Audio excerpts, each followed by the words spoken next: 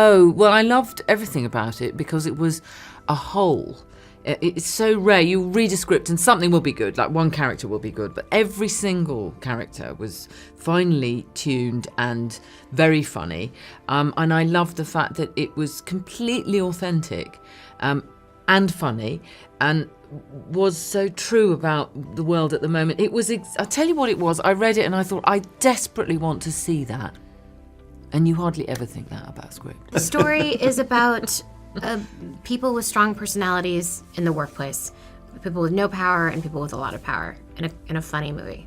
No, it's difficult for any woman to be. Why aren't there more, top female anchor women? And that's changing a little bit. Late night, we think I think it's very male dominated. Although, actually, having just done SNL, there's an awful lot of women there in the writing. There's lots of very great women writers. There's the producer's a woman. So there seems to me to be a lot of diversity and inclusion in the SNL team. So I think it's probably changing. Yeah. But if you think about taking SNL as, even though it's not a late night talk show, back in the 70s, you had John Belushi saying out loud, "Oh, women aren't funny," and not refusing to do sketches written by women. Wow. So in the same way as we weren't allowed to vote because it was like a dog going on its hind legs 100 years ago, we have to remember that the development of our inclusion is slow, but it is happening. And what's great is that Mindy imagined it, and now it exists, and it'll happen. So with Emma, when I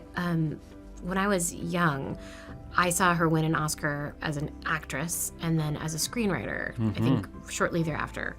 And I didn't know that was possible. And later I learned as I became older, because I was such a fan of hers and was researching her, which is probably creepy to hear, that she had come from comedy. And you could tell that from even in her most serious roles, there is a buoyancy in her performance that was so... There's a sparkle. No matter what, whatever character she played, even in her most tragic characters. So I think she can do anything. I think she's the greatest living actor. And so when I wrote something for her, I was obviously so busy working on my own show that the only person that seemed worthy of actually spending the time to write something for, who I'd never met, was Emma. So I wrote this role for her. If you've seen it, you know that really no one else could ever play it.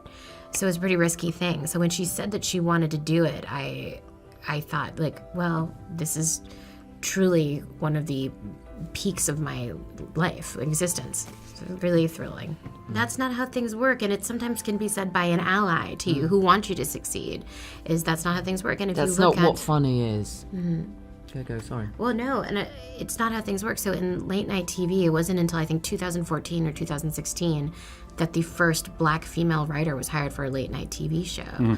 Amber Ruffin, who is someone who actually came to the roundtable for this and spoke with Emma and me and gave suggestions about the script. So if you think about that, late night television has been set in New York City since the 50s, that it took 66 or 64 years to hire a black woman is crazy. So when you hear things like that's not how things work, you, at a certain point, it's like, well, things have got to work differently. Yeah. What's so funny as well is that, especially blokes, in my experience growing up, trying to be funny, doing funny stuff, women aren't funny, they're just not funny. And you go, they don't really have a sense of humour. That was the gag, wasn't it? Feminists not having a sense of humour.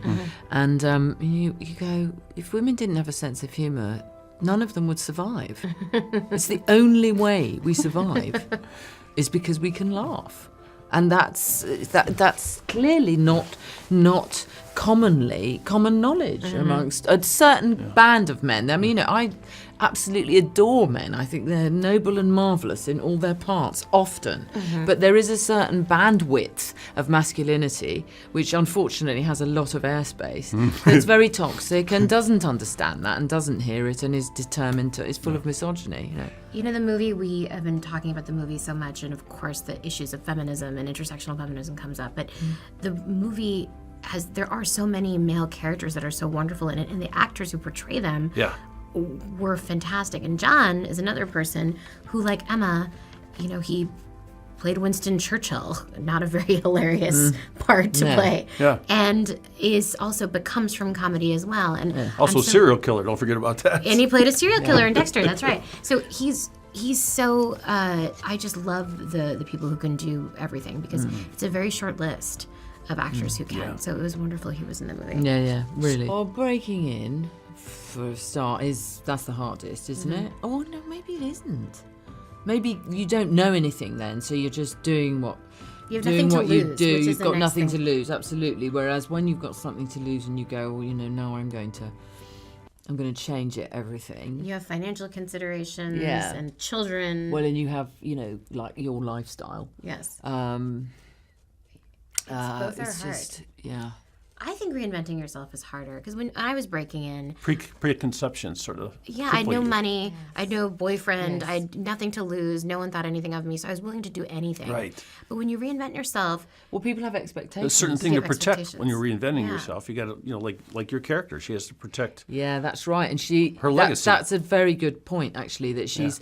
When Molly says you have to reinvent yourself, so here's a great joke about reproductive rights. Yeah. She says, okay, that's a good idea. And she thinks that's a good idea. But then her producer said, you have to remember that you've got this. And I mean, we all have that. I mean, I have a wonderful publicist who I've worked with for years and years and years. And I'm constantly getting into massive trouble with the press because that's just who I am, and it will continue to be like that. Congratulations. But my dear, yes, thank you. Absolutely, I wear it as a badge of honour. But my publicist, who's just sort of says, she sometimes, when something's happened, will just ring up and say, just a word in your ear. And I'll go, yes, thank you, yes, no, okay, yeah, you're right.